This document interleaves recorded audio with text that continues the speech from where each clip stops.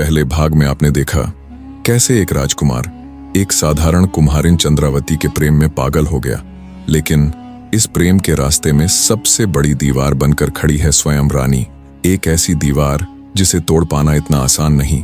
अब सवाल यह है, क्या राजकुमार अपनी माँ के सामने खड़े होकर अपनी प्रेमिका चंद्रावती को अपना पाएगा, या फिर इन दोनों की मोहब्बत अधूरी रह जाएगी और उन्हें एक दूसरे से बिछड़कर तन्हाई और दर्द के साए में जीना पड़ेगा।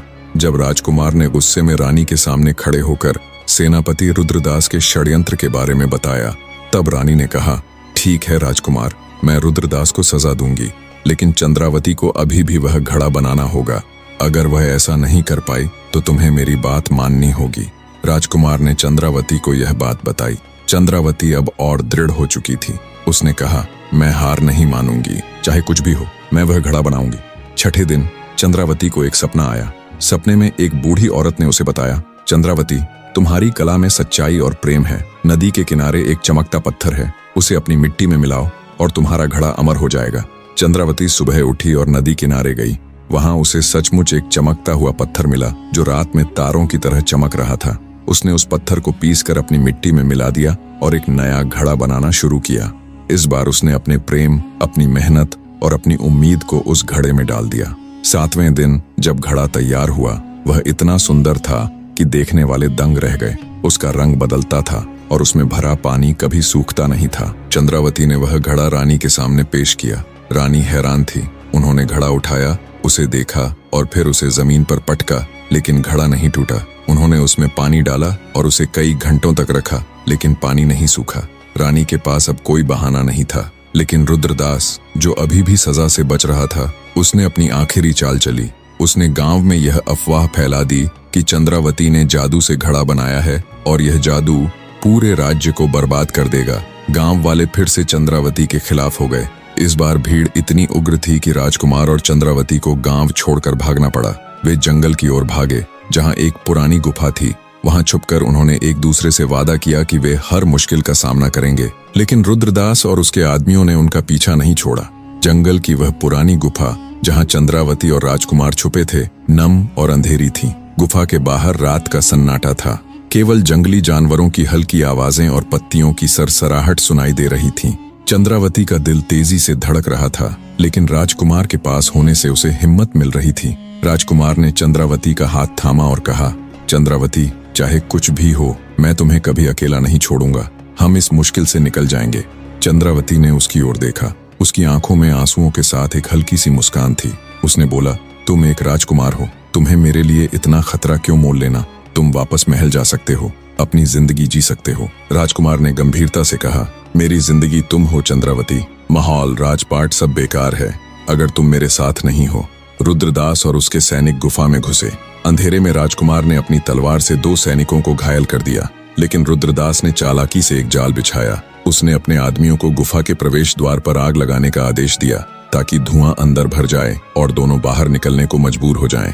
धुआं गुफा में फैलने लगा। चंद्रावती खांसने लगी और राजकुमार की आंखें जल रही थीं, लेकिन चंद्रावती ने हार नहीं मानी। उसने गुफा के एक कोने में एक छोटा सा छेद देखा जहां से हवा आ रही थी। उसने राजकुमार को इशारा किया और दोनों उस ओर बढ़े। छेद को खोदकर बड़ा करने में उन्हें थोड़ा समय लगा, लेकिन आखिरकार वे एक संकरे रास्ते से बाहर निकल आए। बाहर निकलते ही चंद्रावती ने देखा कि जंगल में बारिश शुरू हो गई थी। बारिश ने गुफा के बाहर लगी आग को बुझा दिया और रुद्रदास के सैनिक इधर उधर भागने लगे, लेकिन रुद्रदास ने हार नहीं मानी। उसने राजकुमार को देख लिया और अपनी तलवार लेकर उसकी ओर दौड़ा। तभी जंगल से एक रहस्यमय शख्स निकला। वह एक बूढ़ा साधु था जिसके चेहरे पर तेज था और हाथ में एक लंबा डंडा था। उसने रुद्रदास को रोकते हुए कहा, रुक जाओ रुद्रदास, तुम्हारी साजिशें अब और नहीं चलेंगी।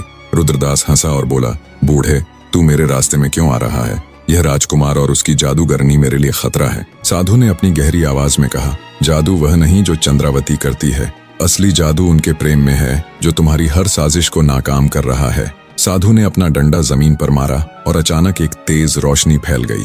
रुद्रदास और उसके सैनिक डर के मारे पीछे हट गए। साधु ने राजकुमार और चंद्रावती को अपने साथ चलने का इशारा किया। वे दोनों थके और डरे हुए साधु के पीछे पीछे चल पड़े।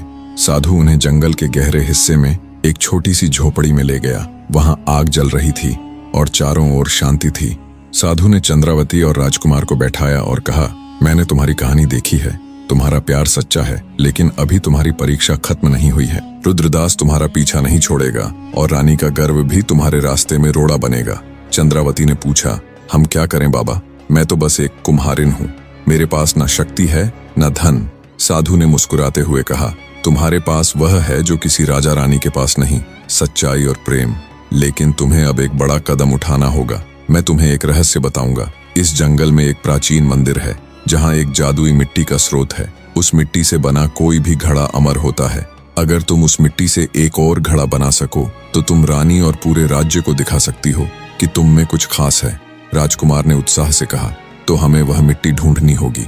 साधु ने चेतावनी दी, लेकिन वह मंदिर आसान नहीं है। वहां पहुंचने के लिए तुम्हें कई खतरों से गुजरना होगा और रुद्रदास को भी इस मिट्टी के बारे में पता चल सकता है। चंद्रावती और राजकुमार ने एक दूसरे की ओर देखा।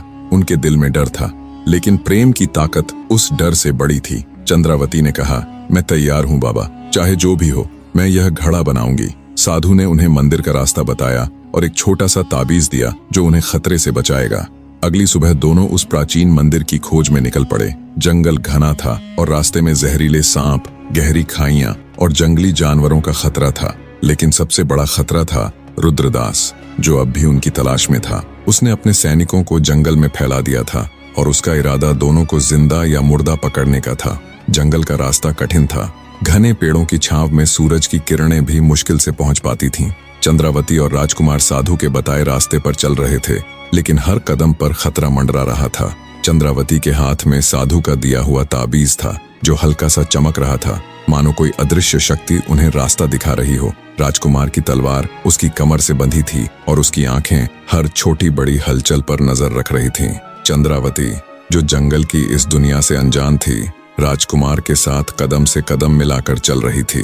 पहले दिन की दोपहर में जब वे एक संकरे रास्ते से गुजर रहे थे, अचानक एक तेज गुर्राहट ने उन्हें चौंका दिया। सामने एक विशाल बाघ खड़ा था, जिसकी आंखें आग की तरह चमक रही थीं। चंद्रावती डर से पीछे हट गई, लेकिन राजकुमार ने उसे अपने पीछे खींच लिया। उसने धीरे से कहा, शांत रहो चंद्रावती, बाघ के आंखों में मत देखना। चंद्रावती ने ताबीज को कसकर पकड़ा और अचानक ताबीज से एक हल्की सी रोशनी निकली।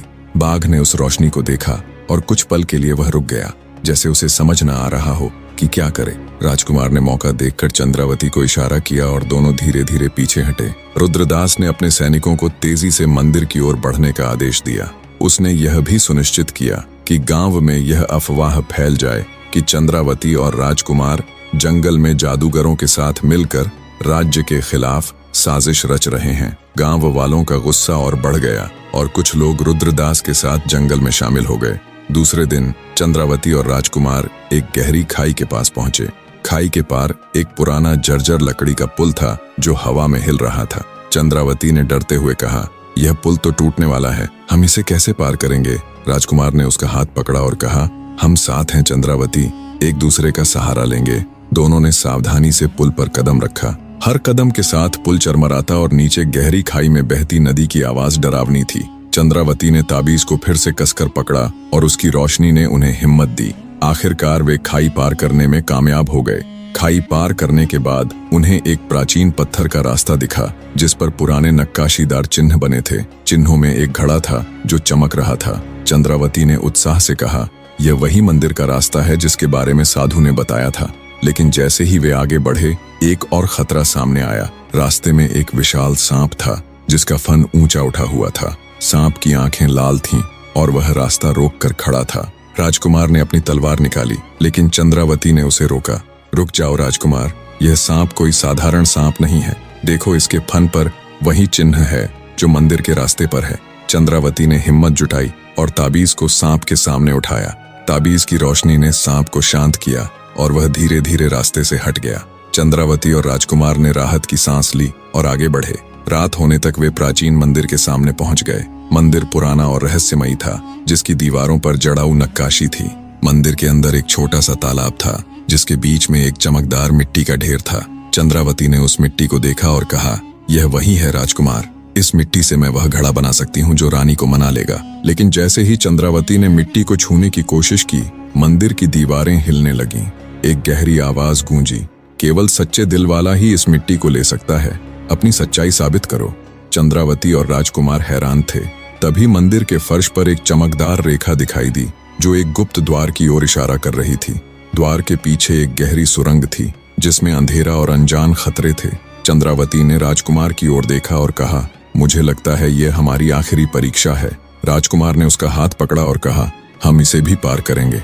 लेकिन तभी बाहर से रुद्रदास की आवाज गूंजी, तुम कहीं नहीं जा सकते राजकुमार, यह मंदिर और उसकी मिट्टी अब मेरी है। रुद्रदास अपने सैनिकों के साथ मंदिर के प्रवेश द्वार पर खड़ा था और उसके चेहरे पर लालच और क्रूरता साफ दिख रही थी। चंद्रावती और राजकुमार के पास अब दो रास्ते थे, या तो वे सुरंग में जाकर मिट्टी हासिल करने की कोशिश करें या रुद्रदास और उसके सैनिकों का सामना करें। लेकिन समय कम था और रुद्रदास तेजी से उनके करीब आ रहा था।